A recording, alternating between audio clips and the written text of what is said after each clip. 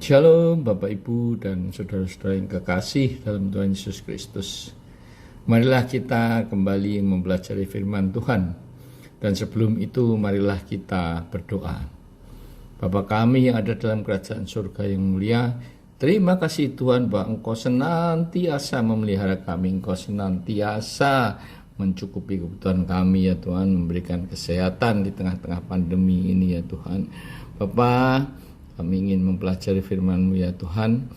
Urapi lidah dan bibir hamba-Mu yang hina ini, supaya apa yang aku katakan adalah keinginan dan suara hati-Mu ya Tuhan. Jadikan aku saluran hayat yang mengalirkan hayat kepada pendengar-pendengar firman ini. Dan biarkan Roh Kudus yang mengurapi mereka, memberkati mereka, memberikan hikmat untuk dapat mengerti akan firman-Mu dan menjadikan mereka pelaku-pelaku firman.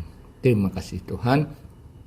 Berbicaralah, kami siap mendengarkan. Dalam nama Tuhan Yesus kami berdoa dan mengucap syukur. Amin.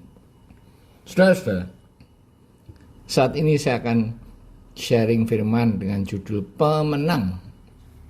Dalam Wahyu 3 ayat 5 dikatakan, barang siapa menang, ia akan dikenakan pakaian putih. Yang demikian, aku tidak akan menghapus namanya dari kitab kehidupan, melainkan aku akan mengaku namanya di hadapan Bapakku dan di hadapan para malaikatnya. Saudara-saudara, kitab Wahyu 3 ayat 1-6 berbicara tentang kota Sardis yang terletak kira-kira 40 km di sebelah kota Tiatira yang sekarang bernama kota Sard. Kejayaan kota ini dimulai sejak tahun 700 sebelum Masehi, di mana menjadi kota perdagangan yang aktif dan sangat kaya. Merupakan ibu kota kerajaan Lydia yang menguasai Yunani dan sekitarnya. Kondisi rohani jemaat Sardis mati dalam ayat 1b atau hampir mati di ayat 2a. Mereka mempunyai reputasi yang baik di mata orang lain, tetapi Tuhan menilai mereka berbeda, yaitu menganggap mereka mati. Kata menang dalam ayat 5 menyatakan adanya pertandingan. Siapa yang menang akan dikenakan pakaian putih yang melambangkan kebenaran. Nah, dalam setiap pertandingan pasti ada penonton. Bahkan dapat berjumlah ribuan penonton untuk pertandingan kelas dunia seperti sepak bola, atletik, dan sebagainya. Nah, apakah pertandingan dalam kehidupan ini? Dalam 2 Timotius 4 ayat 7 ditulis, aku telah mengakhiri pertandingan yang baik. Aku telah mencapai garis akhir dan aku telah memelihara iman. Pertandingan dalam hidup ini adalah apa yang saudara dan saya lakukan sampai garis akhir, yaitu ketika kita dipanggil Tuhan. Apakah selama hidup ini saudara dan saya hidup dalam kebenaran dan kekudusan, sehingga dikatakan mengakhiri pertandingan yang baik atau finishing well, mencapai garis akhir yaitu kematian dan hidup dengan memelihara iman, bukan hidup dalam penglihatan. Hidup dalam iman berarti patuh, taat, dan setia, bergantung dan percaya sepenuhnya kepada Tuhan. Atau sebaliknya, kita malah membuat kebenaran sendiri yang tidak takluk kepada kebenaran firman Tuhan. Dalam setiap pertandingan, para peserta tidak akan ada yang membawa beban, karena itu akan menghambat dan merintangi dia untuk menjadi pemenang. Beban tersebut harus diletakkan atau lay aside.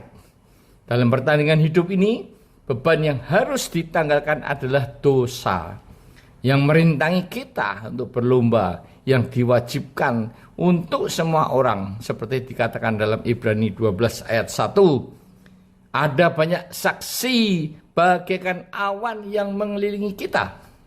Nah, siapakah saksi-saksi dalam pertandingan kehidupan kita? Pertama adalah mata Tuhan yang membuat kita telanjang di hadapannya, seperti Adam yang malu dan bersembunyi di hadapan Tuhan ketika dia berdosa. Dia berusaha menutupi ketelanjangannya dengan daun ara. Begitu juga seringkali saudara dan saya juga berusaha untuk menutupi dosa-dosa kedagingan kita, seperti percabulan, kecemaran, hawa nafsu, penyembahan berhala, sihir, perseteruan, perselisihan, iri hati, amarah, kepentingan diri sendiri, pencideraan, roh pemecah, kedengkian, kemabukan, pesta pora, dan sebagainya. Dalam Galatia 5 ayat 19 dan 20.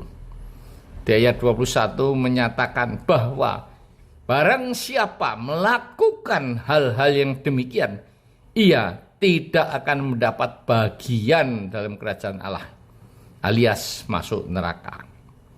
Saksi kedua adalah para malaikat yang mencatat segala perbuatan kita dalam kitab yang akan dibuka dalam pengadilan tahta putih, yang akan menghakimi setiap orang mati menurut perbuatan mereka berdasarkan apa yang tertulis di dalam kitab-kitab itu. Dalam Wahyu 20 ayat 12. Malaikat-malaikat ini akan bersembunyi di gereja, malu karena kelakuan jemaat ketika di dalam gereja begitu suci, melebihi kesucian malaikat itu sendiri. Dan saksi ketiga adalah iblis. Dia akan tertawa sekalipun saudara dan saya menjadi jemaat yang rajin ke gereja, memuji dan menyembah Tuhan, menjadi aktivis gereja, bahkan gembala di gereja yang ada. Jika kehidupan saudara dan saya tidak menjadi pelaku firman, bahkan jika level iman kita hanya percaya saja dengan adanya Tuhan, maka iblis pun juga percaya akan hal itu, bahkan dengan gemetar. Di luar gereja, iblis bahkan ingin mundur sebagai iblis, karena dia selalu dijadikan kambing hitam. Ketika manusia melakukan dosa, yang disalahkan iblis, selalu dijadikan kambing hitam. Sama seperti Hawa yang makan buah larangan, dia juga menyalahkan ular sang iblis yang menyuruh dia makan buah itu. Sudah manusia yang menikmati dosa, tetapi iblis yang disalahkan. Lah iblis baru ketakutan dan mulai bekerja ketika saudara dan saya menjadi pelaku firman. Ketika kita hidup dalam kebenaran dan kekudusan. Saksi keempat adalah manusia. Orang-orang akan melihat dan menilai bagaimana kehidupan kita sebagai orang percaya. Apakah hidup seperti keteladanan yang diberikan Kristus, mengasihi, mengampuni, menolong orang-orang yang membutuhkan, empati dengan orang-orang yang termarginalkan dan sebagainya, atau kehidupan kita tidak berbeda dengan orang-orang dunia ini.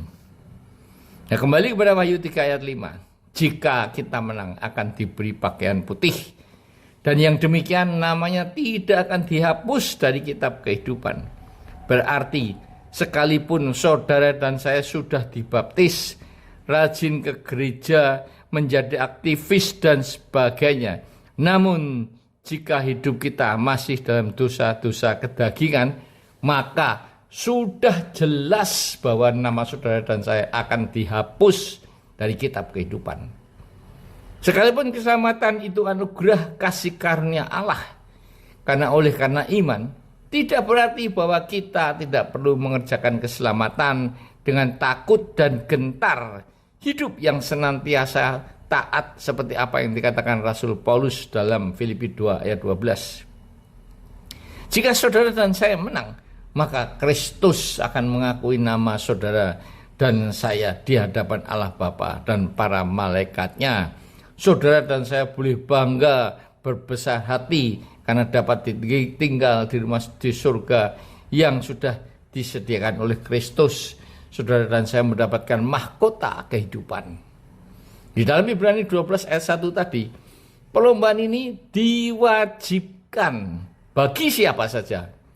Jadi saudara dan saya tidak dapat menghindar dari pengadilan tahta putih, di mana dalam Wahyu 3 ayat 5 ditulis bahwa siapa saja dapat dihapus namanya dari kitab kehidupan, tidak terkecuali siapapun juga.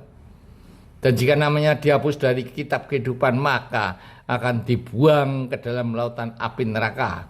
Karena itu, untuk dapat berlomba dengan tekun, maka saudara dan saya harus melakukannya dengan mata yang tertuju pada Kristus yang memimpin dalam iman, yang membawa iman itu kepada kesempurnaan, yang dengan mengabaikan kehinaan, tekun memikul salib, ganti sukacita yang disediakan bagi dia, yang sekarang duduk di sebelah kanan tahta Allah. Ibrani 12 ayat 2. Memang tidak mudah untuk menjadi pengikut Kristus, di mana kita harus sangkal diri dan memikul salib setiap hari sebagai syarat untuk menjadi pengikutnya.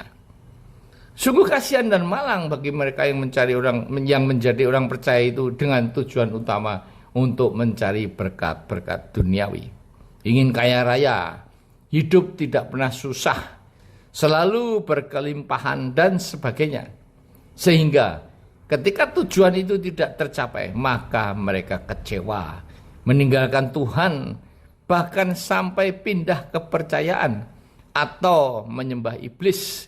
Karena iblis pasti akan memenuhi keinginan tersebut, tetapi dengan syarat, yaitu menemani dia di neraka. There is no free lunch, tidak ada makan siang yang gratis. Ingat, Tuhan Yesus tidak akan pernah meninggalkan apalagi melupakan saudara dan saya. Asalkan saudara dan saya mengutamakan dia di atas segala-galanya, seperti Abraham dengan imannya. Yehova Jireh. Saudara dan saya tidak akan dikecewakan dan dipermalukan ketika hidup taat, patuh, dan setia, bergantung dan percaya sepenuhnya kepada Dia. Allah yang adil dan setia, yang akan memberi kekuatan, kecukupan, bukannya keinginan, dan jalan keluar dari setiap masalah yang saudara dan saya hadapi. Sehingga kita dapat menanggungnya ketika harus memikul salib, karena mahkota kehidupan akan diberikan pada saudara dan saya sebagai pemenang. Amin. Bapak, terima kasih Bapak atas firman-Mu yang memperkuat kami ya Tuhan. Akan menjadi pemenang, bahkan lebih dari pemenang, jika kami berlomba dengan tekun dan mengesampingkan, meletakkan beban-beban dosa kehidupan kami Tuhan. Terima kasih Tuhan bagi mereka yang sakit saat ini. Kami doakan agar Tuhan jamah dia, sembuhkan dia dalam nama Tuhan Yesus. Dan mereka yang mengalami masalah, Tuhan berikan jalan keluar, berikan mereka kekuatan, karena Engkau adalah Allah yang adil dan setia, akan memberikan jalan keluar sehingga mereka dapat menanggungnya. Tuhan, terima kasih ya Tuhan. Begitu juga Tuhan, kami juga mohon agar Engkau Roh Kudus tetap bekerja sekalipun hamba-Mu sudah berhenti berbicara, untuk mengurapi hamba-hamba-Mu supaya mulai saat ini Tuhan mereka benar-benar hidup dalam kebenaran dan kekudusan, supaya namanya tidak dihapus dalam kitab kehidupan Tuhan. Terima kasih Tuhan. Dalam nama Tuhan Yesus kami berdoa dan mengucap syukur. Haleluya. Amin.